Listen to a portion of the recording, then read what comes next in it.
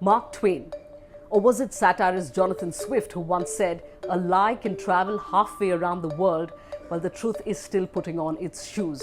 Now, the proliferation of smartphones and the cheap availability of data packs have enabled the swift traveling of lies. Fake news even made it to Word of the Year in the Collins Dictionary. Here's why the calling out of fabricated news stories, the debunking of fake viral videos is imperative. And here are the people dedicated to doing it. The issue of fake news existed much before 2017. We saw how in 2013, pictures of, let's say, a Singapore bus were passed off as Ahmedabad BRTS and Gujarat Model and so on and so forth.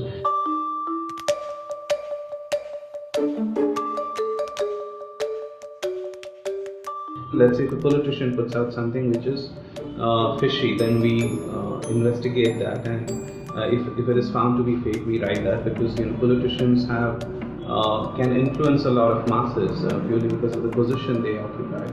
Secondly, if a mainstream media puts out some information which is fishy, then we fact check that. We have fact checked multiple mainstream media stories. Thirdly, if there is a video out there which could probably lead to a social discord, it could probably lead to riots or something to that effect, where it is being claimed that Hindus have killed Muslims or Muslims have killed Hindu, a religious angle or a caste angle. In that case, those kind of videos are prioritized to see videos / images. I joined on November 8th, 2016, that historic day when two major events happened. One was international, that was Donald Trump, coming to power in the US, and the day also when Prime Minister Narendra Modi announced demonetization. So, two really historic events. One more from a domestic point of view, and one, internationally, it made a lot of difference. It's also at that time when, if you remember, in the US, there was a lot of discussion about fake news. Many of the journalists had started talking about how Facebook contributed a lot to a lot of these fake news which were being spread by youths who were sitting in Macedonia, and Russia was part of it. So there was this whole discussion around how the Pope actually apparently had also given his assent or had asked all the Catholics to vote for Donald Trump, which in the end did not turn out to be true. So there were many of these discussions that were were happening abroad, and at the same day when demonetization happened, we jumped into it because we started looking at claims being made.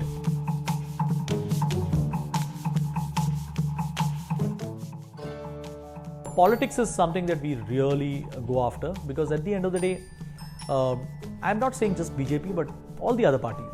If you give them a chance, they will want to run away with, by being economical with the truth. For example, in Boshirhat, when riots broke out, an image was circulated claiming that a Hindu woman is being molested. Then we used Google reverse image search to find that that particular image is actually a still from a Bhojpuri movie called Aurat Khilona Nahi. In case of videos, we just break down the videos into individual frames and employ the same technology. But sometimes it does not work in 100% of the cases. There are other cases where you have to find new techniques. For example, there's one specific 11-second video in which it was claimed that that Muslim man was killing a Hindu man, and it went viral 3 times. One with the narrative that a Muslim man was killing a Hindu man in West Bengal, second time that a Muslim man was killing a Hindu man in Nawada in Bihar, and third time it went out with the narrative claiming that Kashmiri students were killing a CRPF Jawan in Kashmir. Now that video was particularly difficult to fact check because no amount of reverse searching the individual frames was leading us to an original source. So finally what we did was asked a friend to translate some of the keywords into Bengali. We saw that in the background there was a tuk-tuk, so we guessed which all countries would a tuk-tuk be there, and we thought Bangladesh is one of them. So we asked a friend to translate some of the keywords into Bengali, and finally we ended up on a local Bangladeshi news website. There's a place called Kumila, and the news website is called Kumilar Kagoj. WhatsApp, that has 200 million users in India, has emerged as the dominant medium for the spread of fake news. End-to-end encryption makes it impossible to track the origin or the trajectory of rumors. Remember the story circulated post-demonetization on the redesigned 2000 rupee notes being embedded with a nano GPS chip to track down potential black money offenders? It even made its way to the mainstream media. The Reserve Bank of India was forced to weigh in to dismiss it as a figment of somebody's imagination. Urban internet users typically have a wider view, a more holistic view of the internet, while a lot of people in rural India, their window to the world of internet is often their WhatsApp inbox. They buy a 1500 rupee feature phone with one or two apps on it, and then they probably buy a 50 rupees data card, and then there's this deluge of information. But and unfortunately, internet doesn't come with a handbook. If you buy a new product, electronic equipment, then it often comes with a handbook, but internet doesn't come with a handbook. But now you have access, while it is enormously empowering, you have access to so much information, but you have, a lot of people neither have the education nor have access to tools to verify, what they're watching, reading is correct or not, whether it is genuine or not. What happened in Raksamand in Rajasthan, what BBC Hindi found out that, including this man, because they interviewed his wife, and many people in that area were continuously subjected to such kind of hate propaganda on social media, a lot of which is fake, whether it is cow slaughter videos, whether it is videos of Hindu killing Muslim, this and that. And a man who was an employee has turned into such a fanatic, to the point that he had demands. I have no hesitation in taking names like people like Paresh Rawal, a classic example. He does it again and again and again, and he never stops. Despite the fact that he's been called out so many times. I often say this. He's not just an actor. At the end of the day, he is also an MP. Someone who represents a constituency, people who large followers, and they are all following him, they're looking up to him. They think that because he's a verified handle and because he's a celebrity, he must be speaking the truth, and they retweet the fake image with the fake narrative, but they never retweet or they never acknowledge the fact that he's apologized, not even apologized, but he's accepted that he went wrong.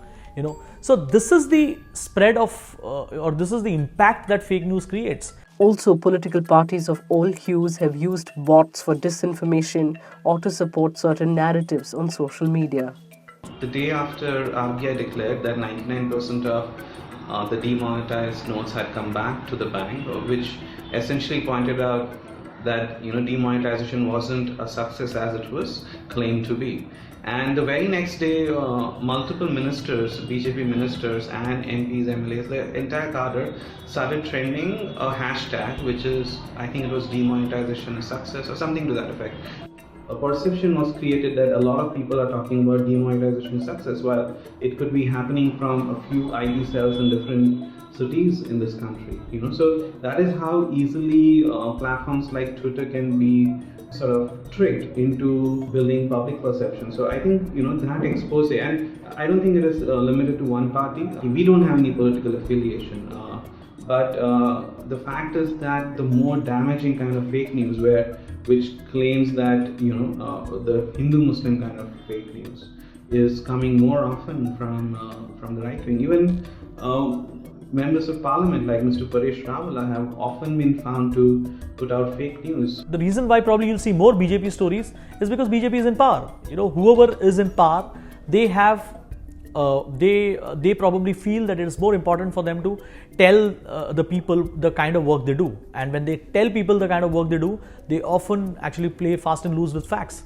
At the end of the day, startups like Alt News or Boom Live or SM Hookster, which is a one-person endeavor, can only do so much. There is no way that we can reach the huge population that we have in this country. That can only happen through established mass media organizations.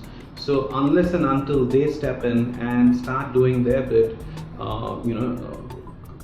taking on fake news will continue to remain a big challenge.